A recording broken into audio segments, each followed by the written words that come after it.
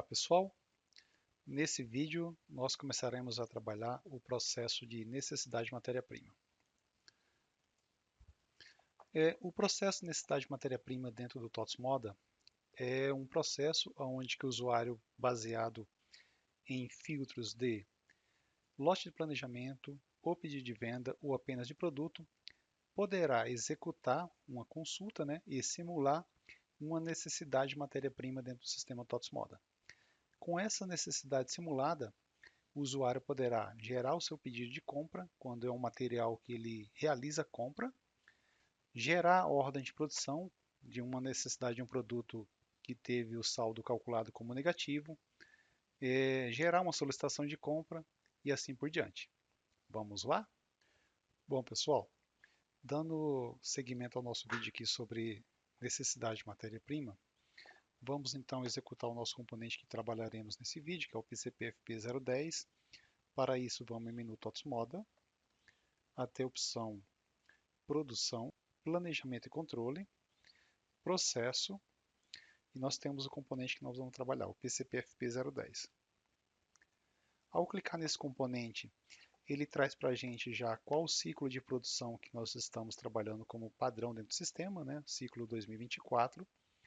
E eu tenho uma opção aqui de filtro de lote de pedido de venda ou lote de planejamento de venda, a opção de pedido de venda e estoque. Quando eu tenho aqui o marcado lote pedido de venda ou planejamento, ele habilita para a gente o botão lote. Ao clicar nesse botão lote, eu vou ter acesso à nossa lista de lotes que nós temos dentro do sistema. Se eu selecionar a opção pedido de venda, ele habilita os pedidos de venda e eu posso passar como filtro um pedido de venda ou mais de um pedido de venda. E se eu marcar a opção estoque, eu também sou obrigado a colocar uma lista de pedido de venda ou um pedido de venda e passar aqui para a gente o filtro de matéria-prima. Nesse primeiro momento nós vamos gerar a opção aqui lote de pedido de venda barra planejamento. Vou clicar no botão lote. Eu já tenho dois lotes que foram criados para a gente gravar esse vídeo aqui, tá? Nós veremos também a criação de lotes em outro momento, tá bom, pessoal? Então eu vou pegar um desses lotes aqui, tá? Vou confirmar. Ele carregou para a gente a informação do lote. Aqui embaixo eu tenho a opção de listar por produto ou por grupo, tá? Isso é o que? No momento que eu simular aqui, e quando o sistema terminar de fazer o cálculo para a gente, aqui embaixo nesse quadro necessidade de matéria-prima, estará listado como, com a opção produto em cada linha ou com as informações agrupadas dentro de um grupo de produto. Eu tenho aqui um filtro de PA, então esse filtro de PA é o que? Eu passei um lote de planejamento. Se dentro desse lote aqui eu tenho 20 referências, 20 produtos acabados, e eu quero que o sistema calcule apenas de uma ou de mais de uma daquelas referências que eu desejo, eu passo um filtro. Então esse é um filtro para ele trazer informação nessa tela somente do produto que está dentro desse lote, conforme o filtro de PA aqui. E a matéria-prima também. Filtro de MP é o que? Se eu mandar simular do jeito aqui, ele vai fazer o quê? Olhar todas as matérias-primas baseadas na nossa ficha de consumo dos produtos acabados que está dentro desse lote. Se eu passar uma matéria-prima em específico, ele estará olhando apenas essa matéria-prima que eu passo dentro dessa lista aqui, tá? Nesse primeiro momento eu vou passar tudo igual está aqui. E eu tenho aqui embaixo as situações das OPs que eu quero considerar nessa coluna aqui empenhado em OP, tá? Então, estamos considerando situações em andamento, aguardando liberação ou bloqueada. Tá? Eu posso fazer a seleção através desse clique. Tá? Eu cancelei, então vou marcar novamente. Eu tenho as opções aqui que eu posso fazer as marcações. Tá? Listar somente matéria-prima, imprimir matéria-prima por fornecedor, se é por código ou cor. Aqui eu listar somente matéria-prima, todas ou somente necessária. Calcular a previsão de estoque, de compra, pedido de compra ou empenhado em OP.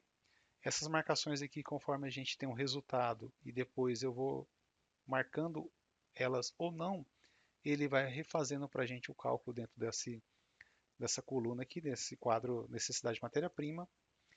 Nós temos aqui ao lado, ao imprimir, né, o produto acabado sem ficha de consumo, listar a matéria-prima com valor zerado, listar a matéria-prima separada por lote, imprimir localização da matéria-prima, considerar a matéria-prima em pedido de compra,